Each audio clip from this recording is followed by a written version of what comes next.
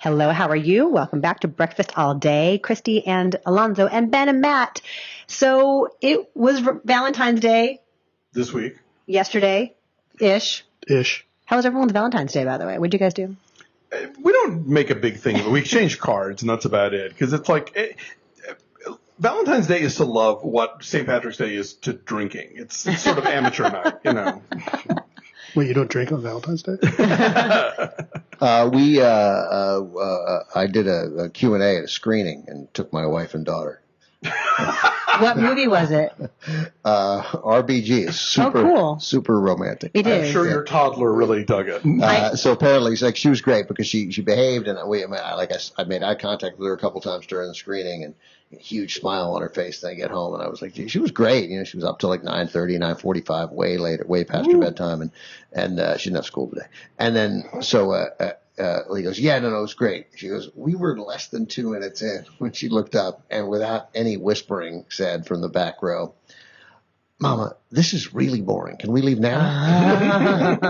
Wait. Someday she won't think Take my phone, play a game. Yes. I took Nick and Chris to a movie last night, too. I took them to the documentary Apollo 11, which is incredible, which I've sent you guys all screening info on. This is this never before seen footage of the moon mission. It's incredible. It premiered at Sundance. Yes. I made dinner last night, and then Jen decided she wanted to read, so I pretty much just played Forza Horizon 4 all night. There you go. That's which was love. awesome. So We did watch Sorry Angel, actually. We watched a French film. It's romantic. Right, and then we watched, as I mentioned, Eighth Grade afterwards. But so two of us took our small children and spouses to documentaries. That's called love. Happy Valentine's Day, everybody. But none of us bonked our heads, hopefully, as Rebel Wilson does in Isn't It Romantic? For those of you keeping score at home, this is 2 weeks in a row where women bonk their heads in a movie, and it gives them like superpowers or transports them to an alternate parallel universe. Oh, What Men Want? Yeah. That was it. Yes, and of course, what was it? What was it? The Amy Schumer one, a couple years ago last year. So Rebel Wilson is a young woman working in an architecture firm where she's totally put upon. She lives in this really cramped and shabby apartment in New York City, and she hates romantic comedies, and she has from a very young age. And she and her friends discuss how awful they are. I mean, they all think they're great, and they name check like Pretty Woman and 13 Going on 30 and Notting Hill. Alabama. Right, all these movies that they love, and she hates them. She gets mugged on the subway on the way home from work one day, and she bonks her head, and when she wakes up in the hospital, everything is magically transformed, and there are flowers and cupcakes everywhere, and the hunky doctor is flirting with her, and she goes home. One of my favorite bits in this movie is that she has an impossibly spacious apartment with this giant closet with every possible color of shoe, and they're all in her size, and her suddenly a Nancy Myers architecture. And her dog, her little fluffy Maltipoo, whatever it is, which had been all drab and shabby, like has a beautiful blowout at the groomers, right. Does all the tricks, right? And so she's been transported to a romantic comedy, and she's got to learn life lessons to figure out how to get out of it. It is as a high concept comedy as you can get. Like, you don't even need a whole elevator ride to give the elevator pitch. You can like press the button in the time it takes to explain the hook of this film. And that's funny here and there. Sure. That's funny here and there. I smiled the whole way through. Rebel Wilson is incredibly game physically for anything. She's got this incredible timing, this sly, deadpan way with a throwaway one-liner here and there, and it's funny, but then it's trying to have its cake and eat it too. It's trying to make fun of romantic comedies while then also being a very traditional kind of romantic comedy. And when you realize that that's all that is there underneath it, it's like, huh. Yeah, it does definitely, it loves the thing that it mocks a little too much. And so, which I think cuts into the mockery and cuts into the sort of point of the film. And also, this movie feels like 5 or 10 years too late. I mean, when Crazy Rich Asians came out last year, it was like, oh yes, the romantic comedy, where have they been? But there was a moment there, which the movie references, where they were just coming out like that post Pretty Woman era that went well into the aughts, where we had tons of them. And I think they would have been riper for satire then. As it is now, it's sort of like, oh yeah, rom-coms. It's Yeah, that was a thing for a while. Yeah, the ones with like Katherine Heigl and Kate Hudson, and like the pre-McConaissance Matthew McConaughey. Exactly. Like, where did they all go?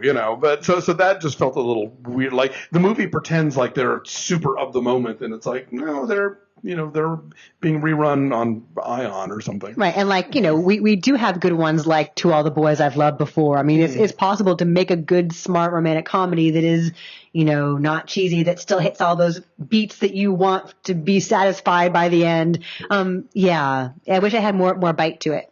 But I did laugh. I mean, I did have fun. I did too. And I like the look of it, but it's a little soft. Yeah, I mostly like this.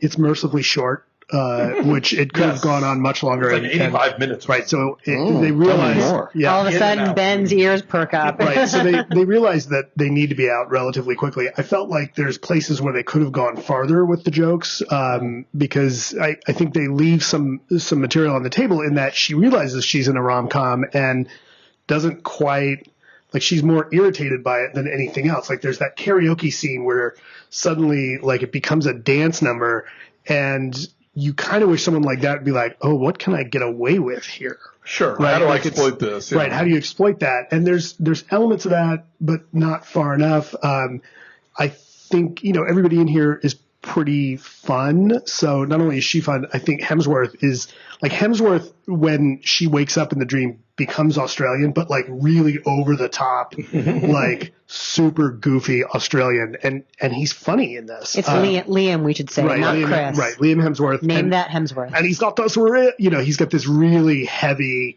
like over the top, almost Crocodile Dundee accent. Like he's really overdoing it. I think Betty Gilpin, I thought, was hilarious. Yeah, Betty Gilpin was good. Priyanka Chopra, I thought, was funny in this as kind of the rival for what's his name? Adam DeVine.